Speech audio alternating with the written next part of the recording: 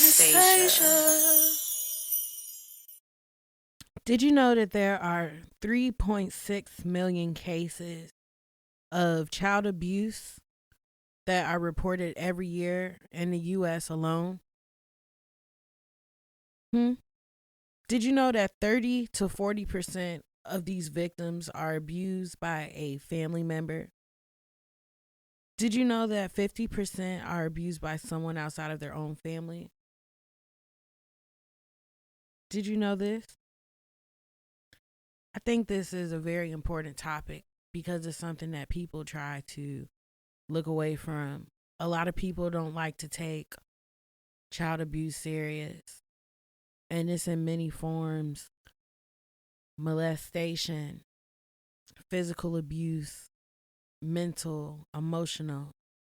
And these children, they grow up to become adults and they become the abusers, or they grow to cling into toxic relationships, toxic friendships, toxic activities.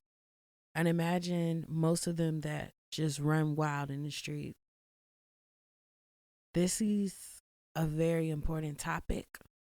This is something that we need to pay attention to, especially those of us that have kids or that want to have kids. We start to ponder and we get afraid of what we come to understand. So sometimes we even neglect ourselves when it comes to this type of information. A lot of people don't care about it. I wrote a book that is now published on Amazon and it's called My Strength Was on Its Way.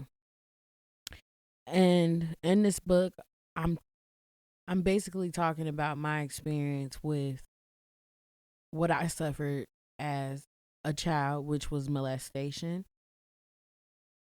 And the book is basically a diary and it goes into detail of my thought process, how I feel about myself, how I feel about others, and it's filled with poetry as well. Um and me putting out this book was one of the most painful things I ever had to do. I put this book out because I wanted it to help others and instill a strength in them. And I wanted to be honest with myself about where I came from because my mindset has changed a lot. So me writing all of that was therapeutic. Me publishing it was hard, gave me a lot of anxiety. I didn't put any names in it directly, but it definitely gave my family some grief. Um, and some of them still haven't forgiven me for it because they don't understand why I would put out such information. But it wasn't for them. It was for other people to read so they can know that this is real. And if they're experiencing the same thing, that they're not alone. I don't want to normalize abuse. I want to end it. I want to stop it. But I'm just one person. So it has to be talked about so that other people can understand as well. We all have different traumas that we experience and some people don't, some people don't experience it, and when they hear about these kind of things, it's hard for them to soak it in. But these are the topics that people have to stop dismissing. We're in 2023, and especially in the black community, this is something that is very this is something that is very common. And it's hard for me to say that too because it's something that people don't like to speak about. Incest happens in a lot of households. I remember I was talking to someone of a different culture. Um She was European.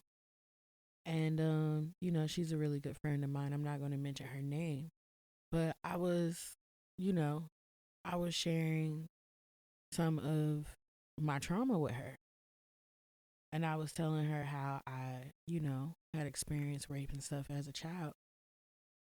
And when I spoke to her about it, you know, she said that she experienced the same thing. But with her, it was by her older brother. Me, it was one of my big cousins. But she spoke on it as if it was just, she said we were just, he was older than me, but we were young, and she spoke on it like, like it was okay.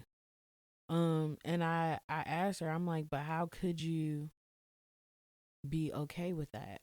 She was like, well, he was just a teenager. I was like, yeah, but you were only like 10, 11 years old. And she was like, yeah, but that's still my brother.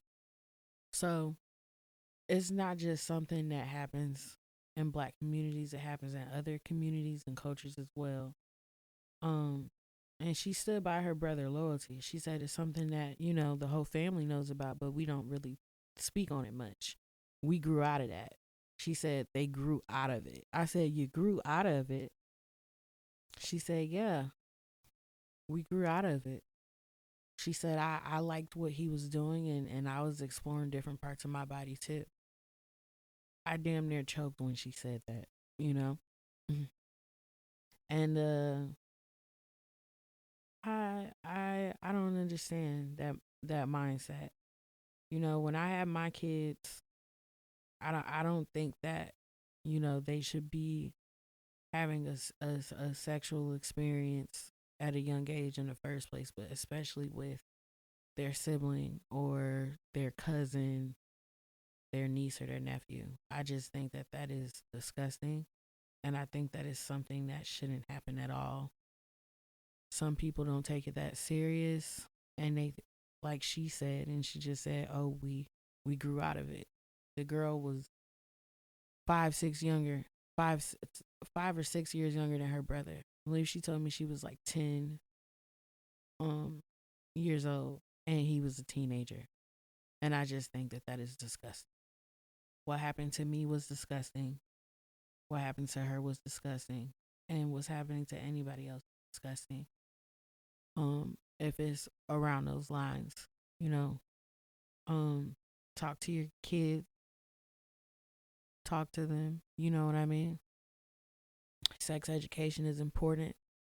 Um, the more time goes on, the more that the younger generation, the youth, their mind, it travels to all sorts of places. Technology is growing just by the day. These kids are developing faster.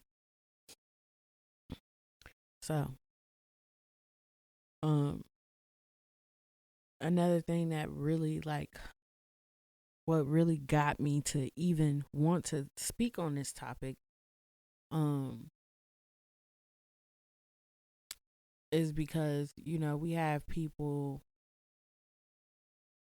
like Krishan Rock and her sister Tasiki. Those are reality TV stars. Didn't really want to mention them too much, but their whole situation as sisters. Um, I was on Krishan's live the other day, and she mentioned how her sister used to like to play house a lot. You know, but she forgave her. But that's why they have so many problems, because she used to force her to play house. Something along those lines. I just think the whole situation is very sad. But these are people, um, you know what I mean, that we love, that we watch. Not necessarily everyone, but they have a lot of influence on the culture. When I was a teenager, I was watching Bad Girls Club.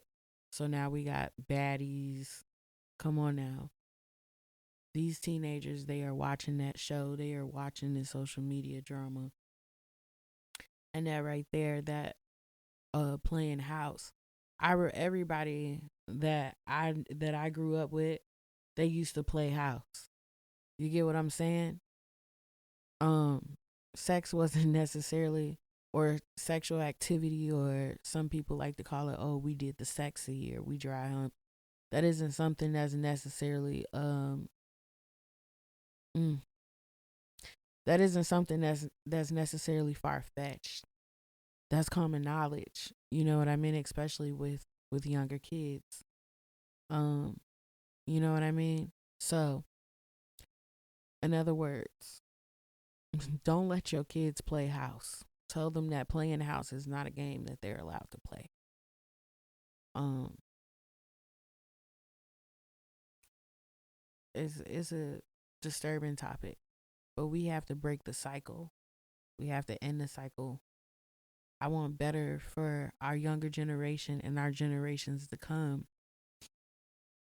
And no, I'm not going to get into too much detail about what these people are talking about on social media, but I just had to give that as an example because, like I said, it's an issue.